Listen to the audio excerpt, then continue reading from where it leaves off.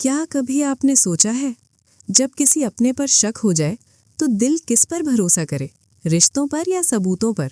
कहानी शुरू होती है कैसे ही पल से, जहां सन्नाटा तो है, लेकिन उस सन्नाटे के अंदर तूफान पल रहा है।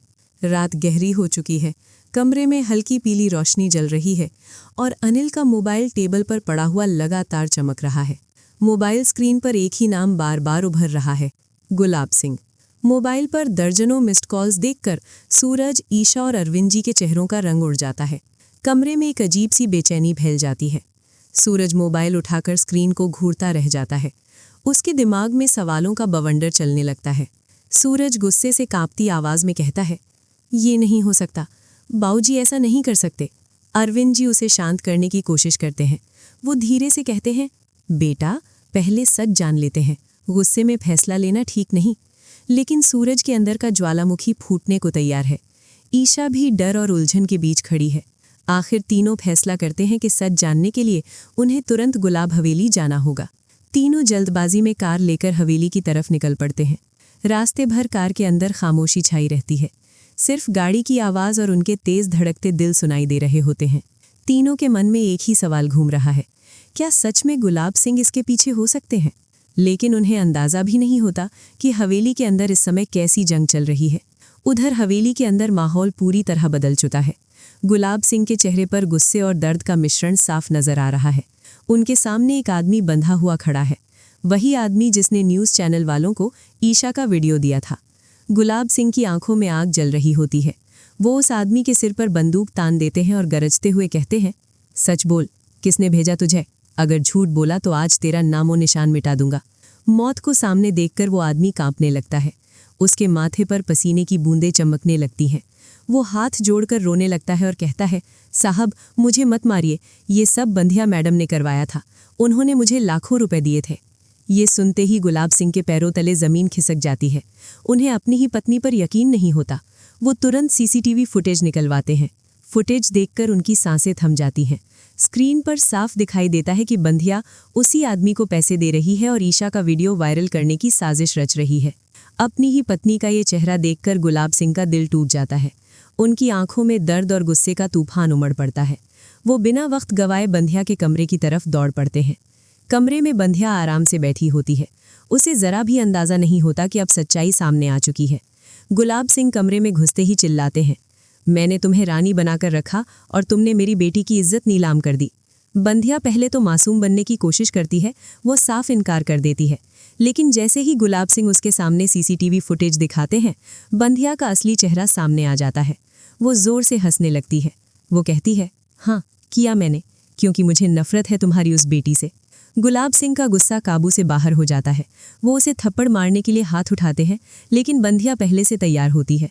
वो अचानक गुलाब सिंह को जोरदार धक्का दे देती है। गुलाब सिंह संतुलन खो देते हैं और ज़मीन पर गिर पड़ते हैं। इससे पहले कि वो संभल पाते, बंधिया पास पड़े भारी पीतल के लैंप को उठाकर उनके सिर पर जोरदार वार कर देती है। एक तेज़ आवाज़ गूंजती है और गुलाब सिंह वहीं बेहोश होकर गिर जाते हैं।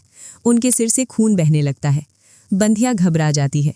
डर के मारे उसका चेहरा सफ़ेद पड़ जाता है। पकड़े जाने के डर से वो पिछले दरवाजे से हवेली से भाग निकलती है। उसी समय हवेली के मुख्य दरवाजे से सूरज, ईशा और अरविंद जी तूफान की तरह अंदर प्रवेश करते हैं। सूरज गुस्से में चिल्लाता है, बाऊजी, बाहर आइए। आवाज़ सुनकर आरव और अनुराग घबराकर बाहर आते हैं। वो बताते हैं कि गुलाब सिंह अपने कमरे में होंगे। सब लोग भागते हुए कमरे की तरफ दौड़ते हैं, लेकिन कमरे में पहुंचते ही जो नज़ारा सामने आता है वो सबको हिला देता है। गुलाब सिंह बेड के पीछे ज़मीन पर बेहोश पड़े होते हैं।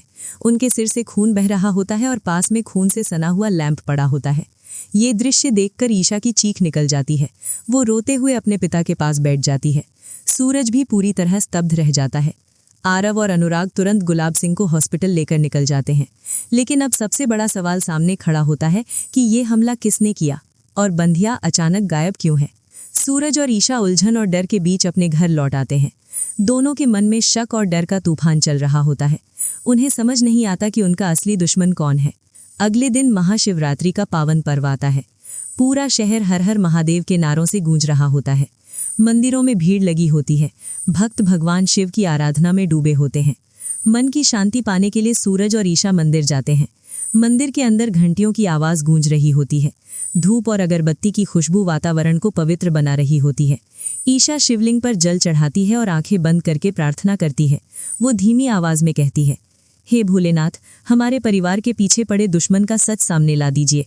लेकिन उन्हें जरा भी अंदाजा नहीं होता कि मौत उनका पीछा कर रही है। मंदिर के एक खंभे के पीछे काले कंबल में लिपटी एक औरत खड़ी होती है। उसकी आंखों में खून उतर चुका होता है। वो कोई और नहीं, बंधिया होती है। वो मन ही मन सोचती है, ईशा, तेरी वजह से मेरा घर टूटा है। अब मैं तुझे जिंदा नहीं छोड़ूंगी। आज शिवरात्रि की रात तेरी आखिरी रात होगी। रात गहराती जाती है। घर में सब लोग अपने अपने कमरों में जा चुके होते हैं। ईशा पानी पीने के लिए किचन की तरफ जाती है। अंधेरे में बंधिया दबे पांव उसके पीछे पहुंच जाती है। उसके हाथ में चमकता हुआ चाकू होता है। वो धीरे धीरे ईशा के करीब पहुंचती है। जैसे ही वो चाकू से वार करने वाली होती है, तभी ताई माँ की नज़र उस पर पड़ जाती है। ताई माँ जोर से चिल्लाती है, ईशा, हट जा। वो दौड़कर बंधिया का हाथ पकड़ लेती है। दोनों के बीच जोरदार हाथापाई शुरू हो जाती है। संघर्ष के दौरान चाकू ईशा के हाथ को हल्का सा चीर देता है। ईशा दर्द से चीख उठती है और जमीन पर गिर पड़ती है। आवाज सुनकर सूरज और अरविंद जी तुरंत वहां पहुंचते हैं। सूरज भागकर ईशा को अपनी बाहों में भर लेता है।